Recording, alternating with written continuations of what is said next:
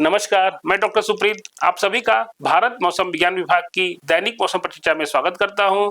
आज 3 मार्च है। सबसे पहले हम आज इस परिचर्चा के मुख्य बिंदु को देखेंगे। तो अधिकतम तापमान या दिन के तापमान के बारे में जो पूर्वानुमान है, उत्तर पश्चिम भारत के कई हिस्सों में अधिकतम तापमान सामान्य से 4 से 6 डिग्री सेल्सियस ज्यादा और मध्य भारत में सामान्य से 2 से 4 डिग्री सेल्सियस ज्यादा रहने की संभावना अगले सप्ताह के ज्यादा दिनों में रहने की संभावना व्यक्त की गई है। उसके अलावा एक कमजोर पश्चिमी विक्षोभ के प्रभाव में जम्मू कश्मीर से 4 से 9 मार्च, हिमाचल प्रदेश में 7 से 9 मार्च और उत्तराखंड में 8 और 9 मार्च को हल्की वर्षा और ऊंचे स्थानों पर और पहाड़ी स्थानों पर हल्की बर्फबारी होने की भी संभावना व्यक्त की गई है। अब हम पिछले 24 घंटों के दौरान मौसम के अवलोकनों को देखेंगे। तो मेघालय, सब हिमालयन पश्चिम बंगाल के एकादश स्थानों से घने कोहरे की, जहां पे विजिबिलिटी या दृश्यता 50 से 199 मीटर के बीच में पाई गई, उसकी रिपोर्ट्स आई हैं। उसके अलावा अगर दिन के तापमान की बात करें तो जो दिन के तापमान का जो सामान्य से विचलन था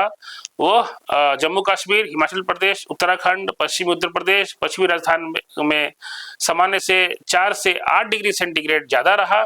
उसके अलावा दिल्ली, मध्य प्रदेश, गुजरात राज्य, उड़ीसा, गंगेई पश्चिम बंगाल, बिहार में यह दिन का तापमान सामान्य से 2 से 4 डिग्री सेल्सियस ज्यादा। और देश के अगर बाकी हिस्सों की बात करें तो लगभग सामान्य के लॉन्ग पीरियड एवरेज है, सामान्य से उसके लगभग बराबर ही रहा। अगर भारत के मैदानी इलाकों में सबसे ज्यादा तापमान 38.5 डिग्री सेल्सियस रिकॉर्ड किया गया, अकोला जो कि महाराष्ट्र में है। अगर हम सिनॉप्टिक सिस्टम की बात करें तो एक नया पश्चिमी विक्षोभ एक ट्रफ के रूप में देखा जा रहा है, जो लगभग लॉन्गिट्यूड 52 डिग्री ईस्ट के साथ साथ लैटिट्यूड 30 डिग्री नॉर्थ के उत्तर में स्थित है। उसके अलावा अपर एयर साइक्लोनिक सर्कुलेशंस भी हैं। एक दक्षिण असम और उसके आसपास के क्षेत्र में बना हुआ है, दूसरा एक पूर्वोत्तर असम और उसके आसपास के क्षेत्र में बना हुआ है, और एक और गुजरात क्षेत्र के ऊपर बना हुआ है। ये सब लोअर ट्रोपोस्फेरिक लेवल में बने हुए हैं। उसके अलावा सब ट्रॉपिकल वेस्टर्ली जेट स्ट्रीम, जिसकी कोर हवाओं की गति लगभग 100 नॉट है, जो समुद्र तल से लगभग 12.6 किलोमीटर की ऊंचाई पर उत्तर पश्चिम भारत के ऊपर लगातार बनी हुई है। उसके अलावा दक्षिण भारत की बात करें तो गल्फ ऑफ मन्नार की खाड़ी और आसपास के क्षेत्रों में एक अपर एयर साइक्लोनिक सर्कुलेशन बना हुआ है, और इस साइक्लोनिक सर्कुलेशन से मराठवाड़ा तक उत्तर दक्षिण दिशा में एक ट्रफ या विंड डिस्कंटिन्यूटी भी फैली हुई है। उसके अलावा दक्षिण बंगाल की खाड़ी के मध्य भाग और उससे सटे हुए इक्वेटोरियल इंडियन ओशन के ऊपर एक और साइक्लोनिक सर्कुलेशन बना हुआ है, जो ऊंचाई के साथ दक्षिण पश्चिम दिशा की ओर झुका हुआ है। और उसके अलावा एक और नया पश्चिमी विक्षोभ पश्चिमी हिमालय क्षेत्र को 6 मार्च 2026 से प्रभावित करने की संभावना है। अगर हम दिन के तापमान या अधिकतम तापमान के अगले 7 दिनों के पूर्वानुमान की बात करें तो पश्चिमी हिमालय क्षेत्रों में अगले 3 दिनों के दौरान अधिकतम तापमान में लगभग 2 डिग्री सेल्सियस की क्रमिक वृद्धि होने की संभावना व्यक्त की गई है, तथा उसके बाद के 4 दिनों में इसमें 3 से 4 डिग्री सेल्सियस की क्रमिक गिरावट होने की भी संभावना व्यक्त की गई है। अगर उत्तर पश्चिम भारत की बात करें, उत्तर पश्चिम भारत के मैदानी क्षेत्रों में अगले 4 दिनों के दौरान अधिकतम तापमान में 2 से 3 डिग्री सेल्सियस की वृद्धि होने की संभावना व्यक्त की गई है, लेकिन उसके बाद के 3 दिनों में इसमें कोई महत्वपूर्ण परिवर्तन होने की संभावना नहीं है। और इसीलिए अगले 7 दिनों के दौरान उत्तर पश्चिम भारत के अनेक भागों में अधिकतम तापमान सामान्य से 4 से 6 डिग्री सेल्सियस तक अधिक रहने की संभावना व्यक्त की गई है। मध्य भारत में अगले 4 दिनों के दौरान अधिकतम तापमान में 2 से 4 डिग्री सेल्सियस की क्रमिक वृद्धि होने की संभावना व्यक्त की गई है, और उसके बाद के 3 दिनों में इसमें कोई महत्वपूर्ण परिवर्तन नहीं होगा। हालांकि छत्तीसगढ़ और विदर्भ में अगले 3 दिनों के दौरान लगभग 2 डिग्री सेल्सियस की वृद्धि होने की भी संभावना व्यक्त की गई है।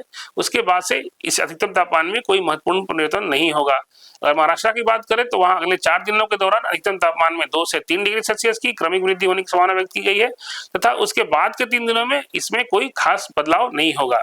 अगर हम गुजरात की बात करें तो वहां अगले 2 दिनों के दौरान अधिकतम तापमान में 2 से 3 डिग्री सेल्सियस की क्रमिक वृद्धि होने की संभावना है, लेकिन उसके बाद के 5 दिनों में इसमें और कोई खास बदलाव होगा नहीं। तमिलनाडु में अगले 2 दिनों के दौरान अधिकतम तापमान में कोई महत्वपूर्ण परिवर्तन होने की संभावना नहीं व्यक्त की गई है। उसके बाद के 3 दिनों में इसमें लगभग 2 डिग्री सेल्सियस की क्रमिक वृद्धि होने की भी संभावना है। इसके बाद इसमें कोई महत्वपूर्ण परिवर्तन नहीं होगा। देश के अन्य भागों या शेष भागों में अधिकतम तापमान में आगे अगले 7 दिनों के दौरान और कोई महत्वपूर्ण चेंज और बदलाव या परिवर्तन होने की संभावना नहीं है। अब हम अगले 7 दिनों के लिए मौसम को चेतावनी को देखेंगे सब डिवीजन वाइज। तो आज के लिए, पहले दिन के लिए, तो आज रात्रि या कल सवेरे सभी हिमालयन पश्चिम बंगाल में एकाधिक स्थानों पे घने कोहरे, जहां दृश्यता 50 से 199 मीटर के बीच में होगी, उसकी आशंका व्यक्त की गई है। उसके लिए वहां पे येलो वार्निंग दी गई है। उसके अलावा असम और मेघालय के कुछ हिस्सों में एक गर्जन और वज्रपात की भी संभावना व्यक्त की गई है, वहां भी येलो वार्निंग दी गई है। अगर दूसरे दिन की बात करें तो हमारे पश्चिमी तट और खासकर गुजरात राज्य के जो तटीय क्षेत्र है और कोंकण के जो तटीय क्षेत्र है, वहां पे हॉट एंड ह्यूमिड, गर्म और आर्द्र मौसम होने की संभावना है दिन में, इसीलिए वहां भी येलो वार्निंग दी गई है। ये चेतावनी परसों भी या तीसरे दिन भी जारी रहेगी। अगर चौथे दिन की बात करें तो ये चेतावनी गर्म और आर्द्र मौसम चेतावनी केवल गुजरात के तटीय इलाकों के लिए दी गई है। इसीलिए इन 3 दिनों के लिए गुजरात और कोंकण तट के लिए हम लोगों ने येलो वार्निंग दी है।